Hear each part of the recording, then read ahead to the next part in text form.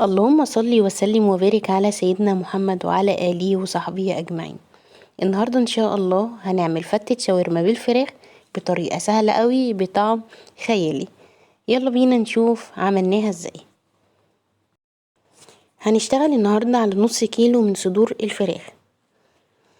هنجيب الفراخ وهنقطعها على شكل الشاورما بالطريقة دي. طبعا غسلناها الأول كويس جدا.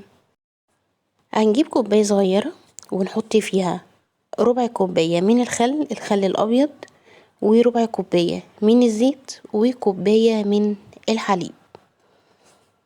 وهنبدأ نقلب الكلام ده ونضيف عليه معلقة من الثوم المفروم، وبعدين نضيف التوابل. هكتب لكم التوابل على الشاشة بحيث لو حبيتوا تاخدوها سكرين شوت.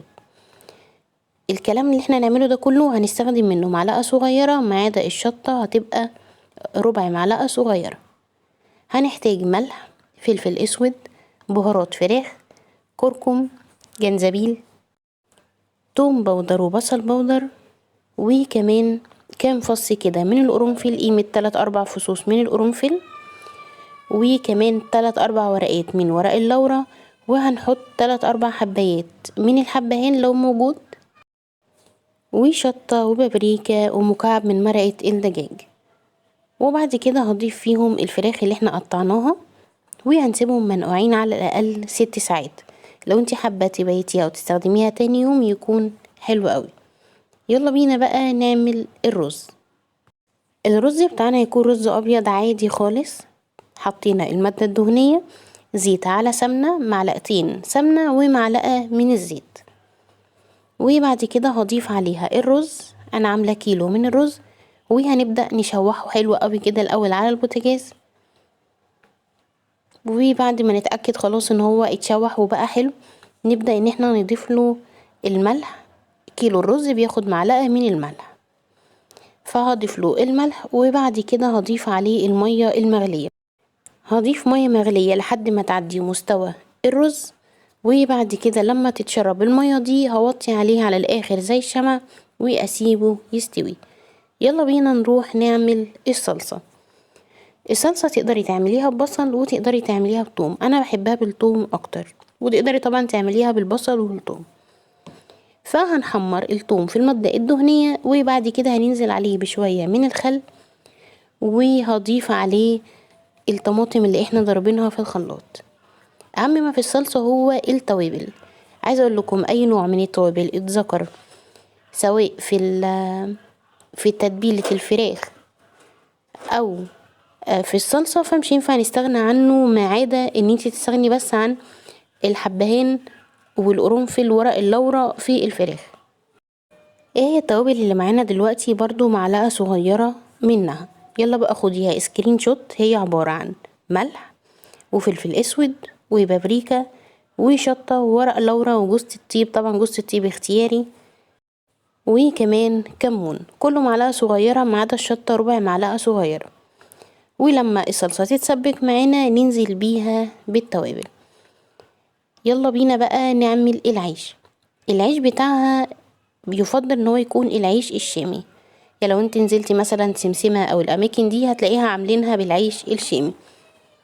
هنجيب العيش الشامي وهنقطعه على شكل مربعات، وهنحمره في الزيت بالشكل ده. بيكون محمر، ما بيكونش معمول تحت الفرن او الشواية او الكلام ده، لا بيكون محمر في الزيت.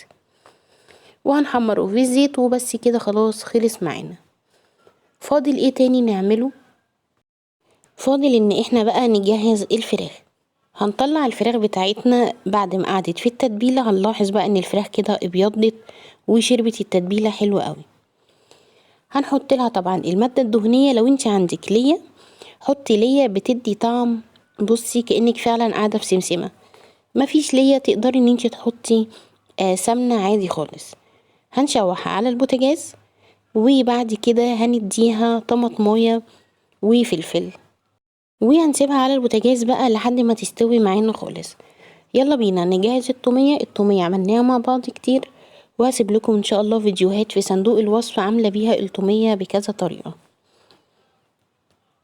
هنحتاج كوباية من الحليب، طبعا الكلام ده احنا نعمله في حاجة تتحط على البوتاجاز، لان احنا هنرفعها على البوتاجاز. فكوباية من الحليب، وهنضيف على كوباية الحليب 4 معالق كبار من النشا، وهنبدأ ان احنا نقلبهم حلو قوي كده بره. وبعد كده هنرفعه على البوتاجاز لحد ما يتخن معانا، ولكن احتفظ بلونه الابيض، يعني ما خلوهوش يوصل معايا للون الشفاف. هوريكم دلوقتي شكله عامل ازاي. بالشكل ده، شايفين محتفظ باللون الابيض بتاعه، ما فصلش معايا، وصل للون الشفاف علشان التومية يطلع شكلها معايا في الاخر حلو. وهسيبها بقى تبرد. لو انا اشتغلت بيها وهي سخنة التومية هتفصل معايا، فانتي مش عايزة التومية تفصل، هتعملي ايه؟ هتسيبيها تبرد.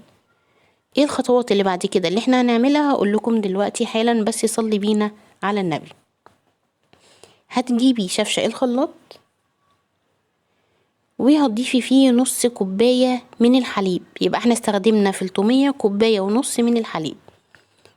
هتضيفي نص كوباية من الحليب، وكمان هنحط قيمة نص معلقة كده من التوم، يعني ايه 3-4 فصوص من التوم المفروم.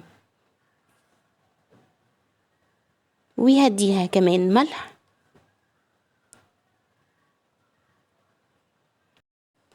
ومعلقة من الخل، وكمان عصير ليمونة.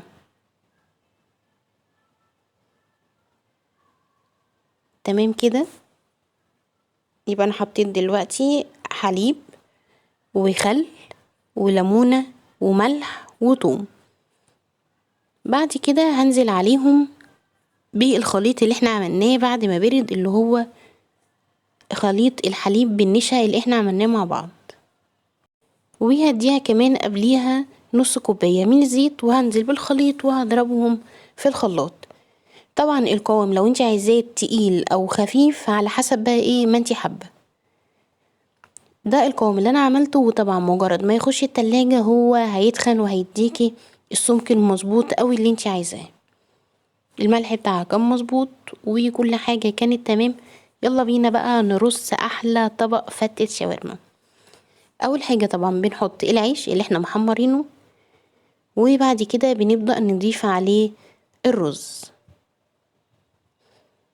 وبنخلي كده فيه عيش من بره، وفي النص هنحط الشاورما. انا كمان كنت عاملة طحينة بس ما حطيتهاش.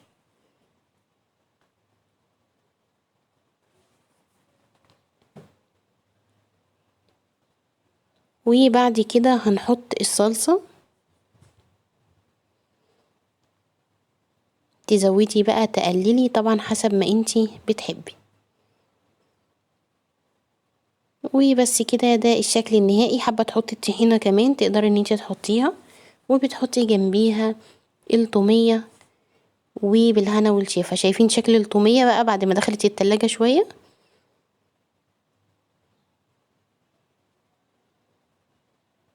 وبس كده خلص الفيديو بتاعي النهاردة. يا رب يكون عجبكم، يا رب يكون افادكم ولو بأي حاجة بسيطة. لو اول مرة بتشوفيني ما تنسيش تشتركي معايا وتفعلي زر الجرس، وكمان لو عجبك الفيديو ما تنسيش تعملي لي اعجاب. ولحد هنا هقول لكم دمتم سالمين ومع السلامة.